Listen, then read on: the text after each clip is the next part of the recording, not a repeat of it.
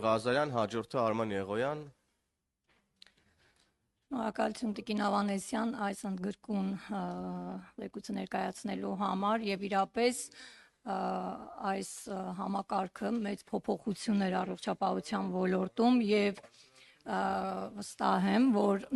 հանդիպումներ ունենալով մեր քաղաքացիների հետ մեծ ողջավորություն են ապրում, բայց այնուամենայնիվ կուզեի հնչեցնել երկու հարց։ Այս փոփոխության պայմանավորված հաշվի առնելով բուժաշխատողների ծանրաբեռնվածության աճը, ինչ քայլեր եք ձեռնարկում, որպեսզի դա չազդի սպասարկման որակի վրա։ Եվ երկրորդ կցանկանայի իմանալ առողջապահության համընդհանուր ապահովագրության շրջանում բուժ հաստատությունների ընդգրկումը ինչպես է իրականացվում։ Ուրեմն բժշկական կենտրոնը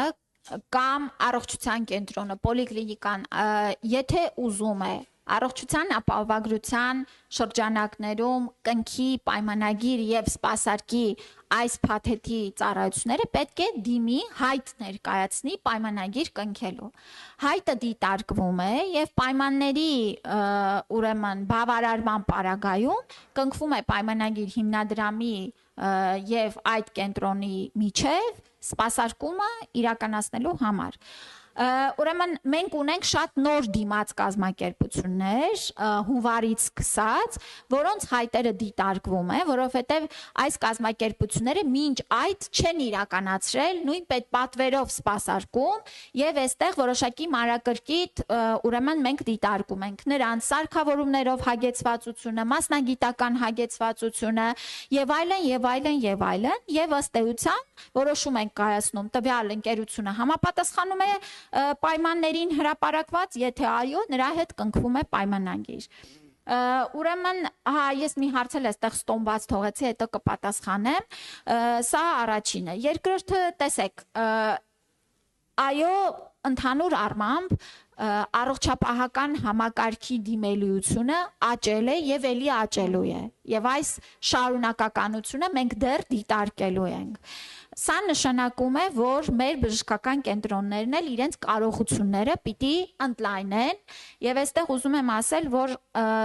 պետական լիզինգային ծրագրերը, նույն սարքավորումների ավելացման մեր ոլորտը ամենաաշխույժներից է եղել վերջին տարիներին, նաեւ մտքում ունենալով, որ շուտով ապահովագրական համակարգը ներդրվելու է։ Այսօր էլ մենք մի կողմից որպես պետություն ապահովագրական ուրեմն